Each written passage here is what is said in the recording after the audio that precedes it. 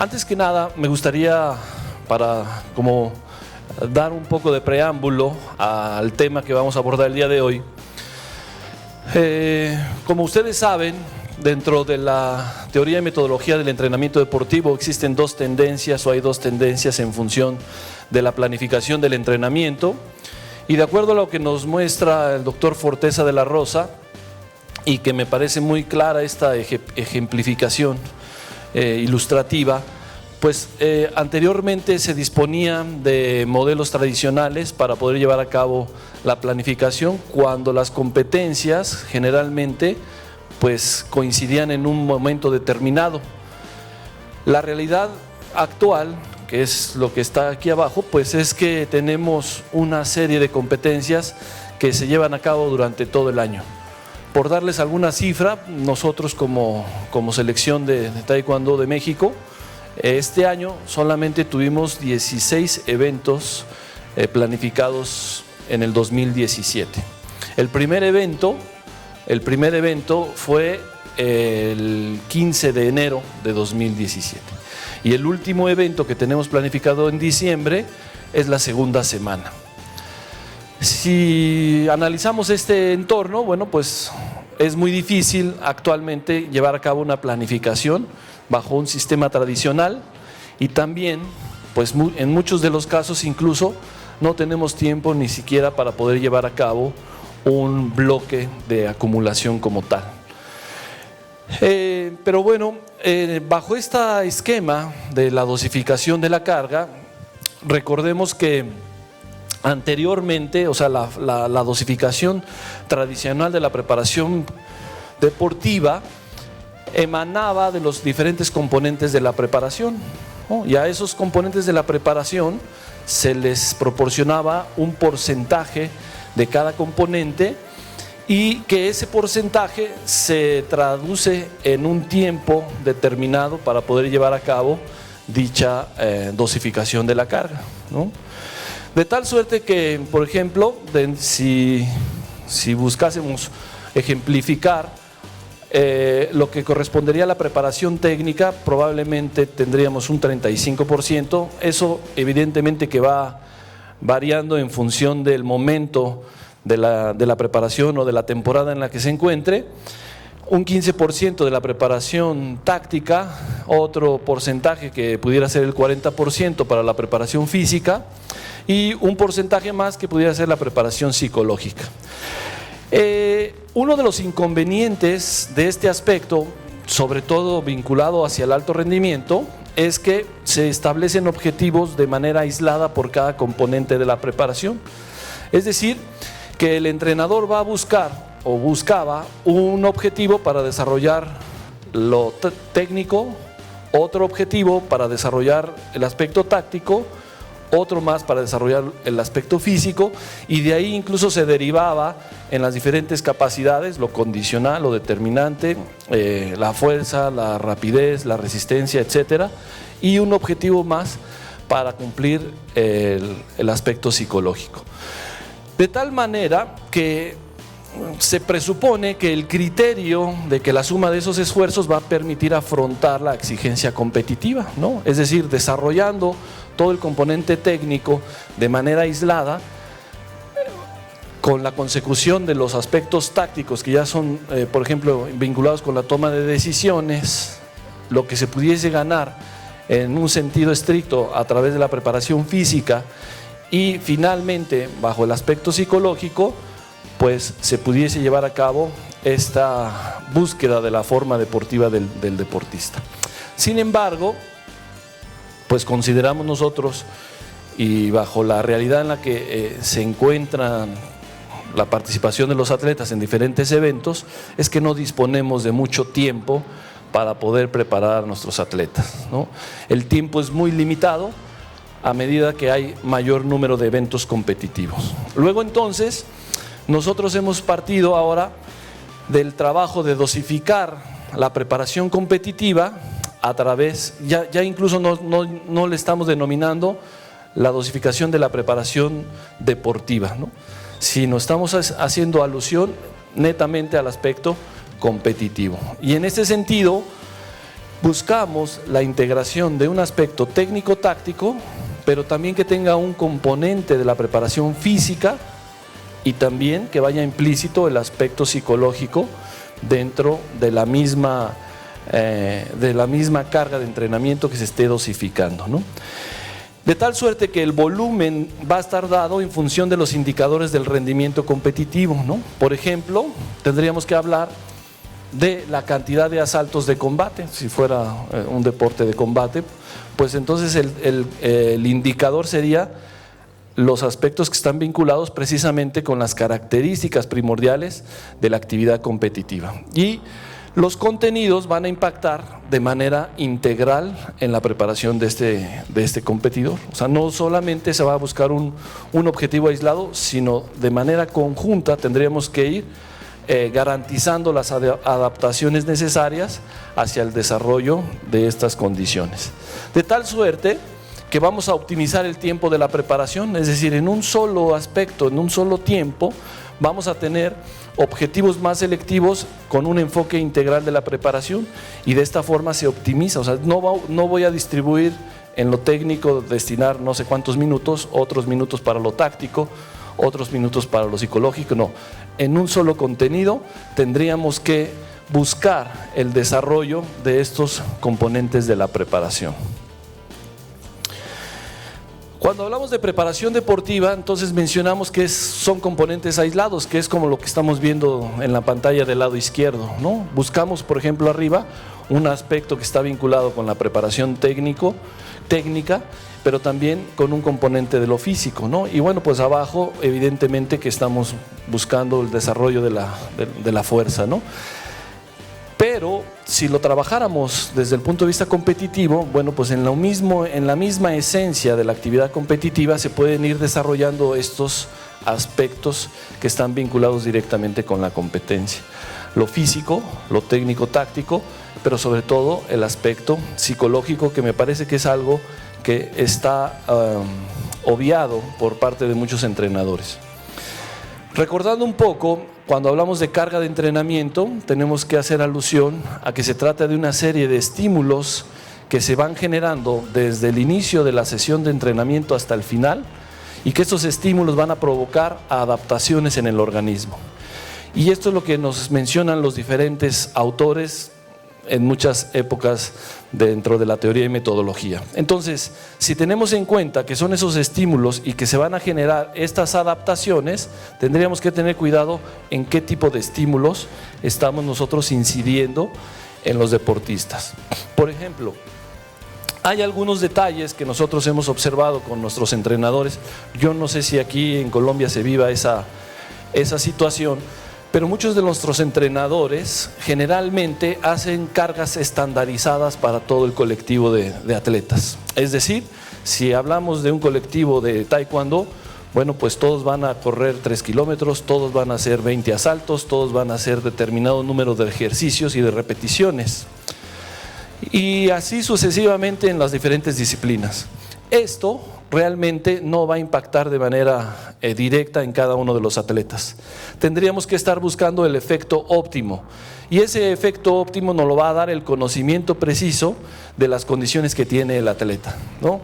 Hemos hecho diferentes estudios y se tienen interesantes datos de la caracterización y de la exigencia que implican las diferentes divisiones de peso, también por rama, ¿no? No es lo mismo entrenar a la selección varonil que la femenil. Sin embargo, muchos entrenadores ya en la práctica obvian ese aspecto y entonces no buscan el efecto óptimo que permita pues provocar efectos que tributen al desarrollo del deportista.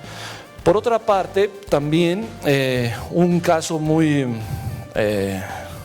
una situación que se presenta con mucha recurrencia en nuestro país es que muchos entrenadores consideran que aumentar la carga de entrenamiento, eso favorece al rendimiento deportivo. Y hoy en día no es tanto así. Hoy en día consideramos que tenemos que apostar más a la calidad del entrenamiento y no tanto a la cantidad de entrenamiento.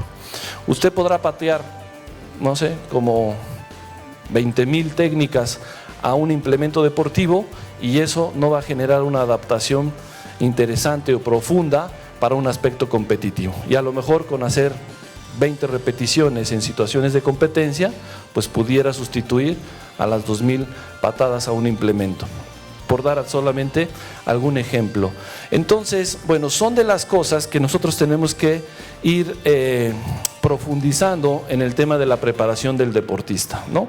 Tendríamos que apostarle, insisto, a la calidad del entrenamiento. De hecho, actualmente nosotros estamos más preocupados por el proceso de recuperación de los atletas y no tanto por el volumen de la carga que se esté llevando a cabo. Cuando hablamos de carga de entrenamiento, bueno, pues tenemos que tener en cuenta que existe la carga externa, que todo el mundo creo que conoce este término, y la carga de entrenamiento pues es todo aquello que el entrenador va a dosificar en el plan de entrenamiento. Llámese la cantidad de kilómetros recorridos, la cantidad de kilogramos levantados, la cantidad de repeticiones realizadas, etcétera. Es el volumen de la carga como tal. Sin embargo, muy pocos entrenadores hacen alusión a lo que es la carga interna, ¿no? Que es precisamente la respuesta individual de ese organismo a la carga interna, a la carga externa que se está dosificando. Y aquí vuelvo a insistir, para el entrenador es más fácil llevar una carga estandarizada para todo el mundo y no tiene el control de la carga interna en cada uno de sus atletas. Por eso a veces vemos que hay atletas que sí destacan, otros que medianamente no, y otros que nunca tienen un resultado, porque seguramente no ha tenido una carga óptima que esté potenciando su rendimiento. Pero hay otro detalle interesante, ¿no? Cuando hablamos de carga, pues generalmente estamos haciendo alusión a la carga externa, y que esta carga externa está directamente relacionada con el aspecto interno, es decir, por lo que sucede en el organismo como respuesta adaptativa a ese estímulo que se está generando. Sin embargo, hay otros aspectos que están vinculados, como el aspecto psicológico, ¿no? Y que hasta ahorita no hemos hablado mucho de ese detalle del aspecto psicológico. Pero, por ejemplo, yo les preguntaría, a lo mejor si aquí hay algunos competidores o los mismos entrenadores, ¿cómo se siente, por ejemplo, un deportista previo a la competencia? ¿Cuáles son esas sensaciones que experimentan? Nervios, ansias, ¿qué más? Un poco de estrés, ¿no? ¿Y cómo se sienten, por ejemplo, cuando entrenan? Relajados, ¿no? Tranquilos. Es decir, todo el entrenamiento que han acumulado lo han hecho en una condición y generando estímulos psicológicos que son totalmente opuestos a lo que implica la competencia, ¿no? Entonces, a veces el entrenador dice, bueno, si estuvimos trabajando esto, si hicimos tantas repeticiones, pero si no le puso ese componente psicológico que demanda la competencia, pues entonces el atleta cuando llega a competir no tiene esos elementos que le permitan garantizar un buen resultado. Cuando hablamos de carga de entrenamiento, decíamos entonces estos estímulos de la carga van a propiciar esas adaptaciones en el organismo, y esas adaptaciones van a irse en tres sentidos diferentes: desde el punto de vista de la condición física, desde el punto de vista técnico-táctico, pero también desde el punto de vista psicológico, ¿no? Luego entonces, ¿cómo tiene que buscar el entrenador estos contenidos? O sea, para poder abordar esta información, si yo ya sé que se va a generar estos estímulos, pues tendría que tener unos contenidos muy especializados en función de la preparación competitiva. ¿Y de dónde voy a obtener esto? Pues de la caracterización de la actividad competitiva, del análisis de la actividad competitiva. Si yo no tengo estos elementos, si no tengo estos datos para poder dosificar la carga de entrenamiento, pues prácticamente voy a estar inventando todas las sesiones de entrenamiento, contenidos que probablemente no estén vinculados hacia la exigencia competitiva. De tal suerte que tendríamos que experimentar, por ejemplo, hay un tema ahí, en todos los deportes va a existir un juez o un árbitro, ¿cierto? ¿Quién de ustedes o cuántos entrenadores entrenan esa situación del arbitraje, ¿no? Y es una característica que sucede en un evento. Cuando a un atleta el árbitro lo está sancionando o le está llamando constantemente la atención, pues entonces este atleta va a experimentar ansiedad, va a experimentar estrés, ¿no? Va a empezar a cometer errores, va a bajar el rendimiento porque ya se siente afectado desde el punto de vista psicológico porque está siendo sancionado. Este aspecto pocas veces se entrena, o para no decir nula la situación en que se entrena. Si se pudiera poner atención a este aspecto que es ineludible de la actividad competitiva, pues entonces nuestros deportistas tendrían mejor actuación a la hora de competir, ¿no? Por citar solamente algún ejemplo. Otros aspectos que están vinculados con esto, a lo mejor es los implementos deportivos. En el caso concreto de nuestro deporte, existen diferentes implementos deportivos que va desde lo convencional hasta los que son electrónicos con los cuales se está compitiendo. Si los deportistas ocupan durante todo el proceso de entrenamiento petos convencionales, pero van a competir con petos electrónicos, bueno, pues entonces no está generando las condiciones de adaptación, y los que saben de este deporte pues se darán cuenta que no es lo mismo patear un peto convencional que buscar la precisión de impacto en un peto electrónico. Entonces, bueno, pues también eso va a tener una repercusión totalmente directa en el resultado. Y a veces nos preocupamos por buscar mucho volumen de trabajo, pero estamos perdiendo de vista los aspectos finos de la preparación para lograr el éxito en el resultado. Claro que si esto no tenemos la plena conciencia del competidor de buscar los mejores resultados o de que exprese ese deseo de triunfo o esa sed de victoria, pues va a ser difícil, evidentemente, tener un resultado exitoso. Ustedes están viendo aquí, por ejemplo, la final de los Juegos Olímpicos de más de 57 kilogramos femenil, en donde obtuvimos la medalla de plata. Y bueno, pues podemos nosotros, creo que si entendemos y comprendemos el entorno en el que nos desenvolvemos competitivamente, eso va a ser clave, fundamental para obtener el éxito competitivo, ¿no? Habría que saber, habría que identificar qué es lo que pasa en la competencia, ¿no? Por ejemplo, otro error sistemático que sucede en muchos deportes de combate es darle esa ciclicidad al elemento técnico, ¿no? Y por ejemplo, si ustedes ven ahí el combate, pues no van a ver ningún elemento cíclico. Sin embargo, hay muchos entrenadores que entrenan de manera cíclica, que entrenan en un patrón definido, que no presentan la competencia, que se hace un abuso indiscriminado, por ejemplo, de los implementos deportivos, el pateo a un dummy, el pateo a una paleta, etcétera, y que son cosas que realmente no van a tener un impacto directo en la competencia. Por eso insistimos, quien tenga la posibilidad de entender y comprender realmente lo que pasa en la competencia, pues va a tener mejores elementos para dosificar. Decíamos entonces que bueno, pues la carga de entrenamiento pues va a estar vinculada, decíamos, a la condición física, a la dimensión técnica y a la psicológica, y ahorita vamos a explicar algunas cosas. Por ejemplo, cuando hablamos de la dimensión orgánica, muscular o de la condición física, si vemos esa imagen, pues es evidentemente una imagen relacionada con la disciplina de luchas. ¿Y qué pudiera ser? ¿Un elemento técnico o físico? ¿Qué sería un elemento qué? Aparentemente pudiera ser un elemento técnico, ¿verdad? Pero si nosotros no vemos, sobre todo que en este esfuerzo del elemento técnico, lo que prioriza o lo que caracteriza en nuestros deportes es la efectividad de la técnica.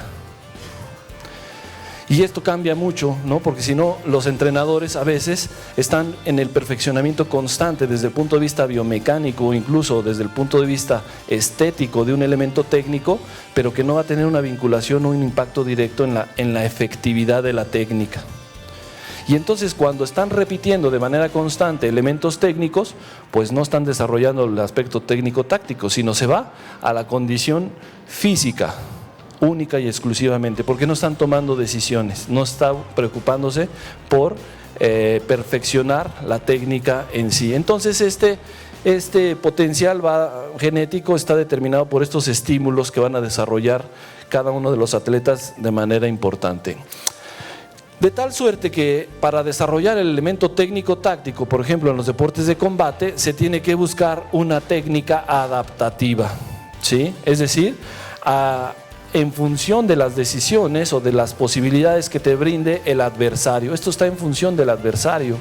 Si nosotros, por ejemplo, analizamos de manera aislada esa figura y quitamos al competidor que está de rojo, probablemente estaríamos viendo muchos errores técnicos en la ejecución de ese elemento, desde el pie de apoyo, desde la guardia, desde, no sé, desde el tronco, desde la pierna, etcétera. Tendría muchos elementos que desde el punto de vista biomecánico, desde el punto de vista estético, no cumple un patrón definido para poder denominarse una técnica adecuada. Pero si vemos que esa técnica se hizo y se adaptó a una situación para conectar el punto, entonces decimos, bueno, sí fue una buena técnica, ¿no? Entonces tendríamos que buscar estas condiciones para garantizar un mejor resultado desde el punto de vista técnico-táctico. Esto está vinculado directamente con la capacidad de tomar decisiones, ¿no?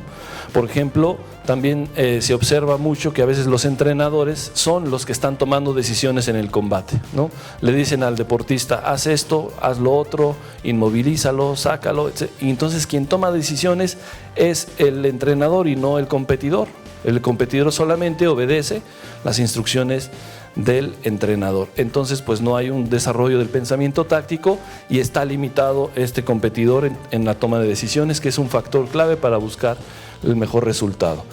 Finalmente pues el aspecto psicológico es determinante para lograr el rendimiento deportivo, pero también aquí el entrenador tiene que tener esta capacidad para motivar, para activar, para minimizar los niveles de ansiedad que experimentan cada uno de los atletas cuando van a competir, ¿no? Muchas veces pues es el mismo entrenador el que está más ansioso, el que está más nervioso, ¿no? El que está más estresado, y a veces eso también lo contagia al deportista.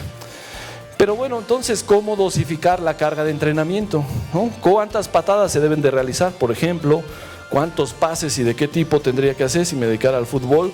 ¿O cuántas jugadas y de qué tipo? Es decir, ¿cómo tomar esas decisiones? Bueno, pues finalmente creo que tenemos que hacer este análisis de la competencia. Por ejemplo, mañana hay una conferencia importante que sería interesante ver este análisis, pero si no tenemos esos datos cuantitativos, si no tenemos cuántas acciones se llevan a cabo en un evento, en un combate, cuál es el tiempo efectivo del combate, ¿no? ¿Cuál es el porcentaje de efectividad? ¿Cómo se manifiestan estos indicadores fisiológicos y bioquímicos en un combate? ¿Cuál es la densidad? ¿Cuál es la patada más frecuente? ¿Cuál es el gesto técnico mayor efectivo? Es decir, si no tengo estos elementos, entonces no estoy entrenando bien, ¿sí? Me puedo imaginar muchas cosas. Por eso es importante, en la medida en que yo tenga estos elementos para cuantificar lo que pasa en la competencia, bueno, pues son aspectos claves para dosificar la carga. Derivado de este análisis, por ejemplo, ya podemos tener unos indicadores más confiables para determinar el volumen de la carga en función, por ejemplo, del número de rounds expresados, ¿no? ¿Cuántos rounds se considera que sea una intensidad baja? ¿Cuántos rounds se considera que sea una intensidad alta, ¿no? Y en función de eso, pues también la intensidad, ¿no? ¿Cuántas patadas? Porque a veces el entrenador, en el mejor de los casos, va cronometrando los tiempos de cada round, pero no controla lo que pasa en el round. Entonces necesitaríamos ver cuántas acciones se generan en cada uno de los rounds y poder valorar si es una intensidad máxima, submáxima, media o baja, ¿no? Hablando de fútbol, por ejemplo, si no tenemos los datos de la distancia recorrida, el tiempo de contacto con el balón, la eficiencia de pases o de disparos, la cantidad de pases y tiros, etcétera, pues va a ser muy difícil poder ir generando estas adaptaciones en el entrenamiento, ¿no? Y si, por ejemplo, ¿alguien sabe cuánto tiempo tiene el balón un jugador en el campo? En promedio, porque va a depender de la posición, pero en promedio no lo va a tener más de 2 minutos, de los 90, ¿no? Y entonces, si analizamos lo que hacen los entrenadores ya en el entrenamiento, pues todo el tiempo lo están haciendo con balón. Si en el partido va a jugar solamente 2 minutos con balón, entonces ¿qué hace los otros 88 minutos? ¿No? Es algo que llama la atención. Por ejemplo, aquí vemos un cuadro, por ejemplo, lo que ven ustedes de azul es la cantidad de pases que se generaron, por ejemplo, en la Liga Española, versus contra el equipo más, el último de la tabla, y vean ustedes la cantidad de pases. Además, los pases que están en color azul son efectivos, ¿no? Entonces vean que hay una diferencia importante. Seguramente pues se va a tener que tener un control. Vean ustedes también la cantidad de remates y la precisión, junto también una tabla de los pases buenos en campo contrario. Por supuesto que van a tener un impacto en la dosificación de la carga, ¿no? Para generar esto, bueno, pues nosotros hemos implementado desde hace algunos años una forma de planificar que le hemos denominado modelo bifásico de planificación, y que busca precisamente planificar, organizar y dosificar la carga, pero en función de estas exigencias competitivas actuales, ¿no? En función de esto, bueno, pues tenemos dos fases, que es una fase cuantitativa y una fase cualitativa, y bueno, pues va a tener diferentes propósitos. La fase cuantitativa genera base de la preparación específica a través de las direcciones que condicionan el rendimiento, mientras que la fase cualitativa pues va a buscar tener situaciones reales a la competencia y ya como un proceso adaptativo a la misma. Estamos ocupando dentro de la estructura, pues nos apegamos a los mesociclos, microciclos y las sesiones de entrenamiento en ambas fases. Y por ejemplo, cuando hablamos de la fase cuantitativa, las dinámicas de carga son ascendentes, y en la fase cualitativa son descendentes, con la finalidad de buscar el mejor performance en la competencia. En la fase cuantitativa nosotros estamos dosificando a partir de los indicadores que emanan del diagnóstico del rendimiento del deportista, es decir, de los niveles de fuerza máxima, de resistencia aeróbica, de la rapidez, de la fuerza explosiva y del elemento técnico. Sin embargo, bueno, pues tenemos que estar haciendo diferentes controles para poder dosificar de manera adecuada. Estos son solamente algunos controles que hemos tenido del equipo. Y cuando hablamos de la fase cualitativa, pues nos remitimos nada más a dos aspectos, que es el elemento táctico y la resistencia especial competitiva, y prácticamente pues lo hacemos en situaciones reales de competencia, buscando un descenso importante de la carga de entrenamiento, de tal suerte que en este modelo, como estamos compitiendo durante todo el año y de manera recurrente, pues estamos oscilando lo determinante con lo condicionante en todo momento, y esto nos permite que el atleta pues siempre esté en condiciones para poder competir. Aquí, por ejemplo, les presento una forma en la que planificamos para los Juegos Panamericanos. Ocupamos 3 cimas, y bueno, pues pueden ustedes ver abajo en la gráfica, lo rojo se refiere a las direcciones que condicionan el rendimiento, lo azul a lo que determina el rendimiento, y en función de las competencias pues se va oscilando estos volúmenes de carga. Hablando un poco de los controles, que ya me queda muy poco tiempo para esto, bueno, pues ustedes pueden observar aquí, esta fue unas estadísticas que se obtuvieron de la actividad competitiva en Río 2016, y podemos ver que en función de la categoría hombres y mujeres y de las divisiones de peso, pues es diferente el rendimiento que tienen. Luego entonces tenemos que entrenar de manera diferente y muy particularizada a cada una de ellas, ¿no? No podemos estar entrenando de manera estandarizada para todos. Y estas son algunas de las acciones. Por ejemplo, se pudo constatar que en el primer round hay menos acciones que en el segundo, y en el tercer round pues todavía hay más acciones que en el segundo y que en el primer round. Igual los tiempos es muy poco, a pesar de que se han hecho esfuerzos para darle más dinamismo a la actividad competitiva, solamente un 14% de los 2 minutos es que es un tiempo efectivo de combate. Todo lo demás es un tiempo de interrupción y tiempos pasivos. Y empezamos a hacer ahora unos análisis comparativos con los mejores atletas del mundo, con los que ganaron medalla de oro, y estamos considerando pues desde la estatura, la frecuencia de golpeo, los golpes efectivos, el porcentaje de efectividad, los puntos realizados totales y las amonestaciones totales, así como la amonestación recurrente, y ahí podemos nosotros identificar algunos aspectos en los que tenemos que poner mayor atención. Evidentemente que actualmente bajo este reglamento pues hay mucha incidencia en que el atleta que es más alto tiene mayores posibilidades de ganar el combate. De hecho, el 90% de todas las categorías que participaron, curiosamente fue de los que eran más altos en esa división de peso. Y aquí, por ejemplo, tenemos otro ejemplo característico en la rama femenil, y bueno, pues vean ustedes cómo el porcentaje de efectividad y de la estatura pues son dos de los aspectos que tenemos como limitante.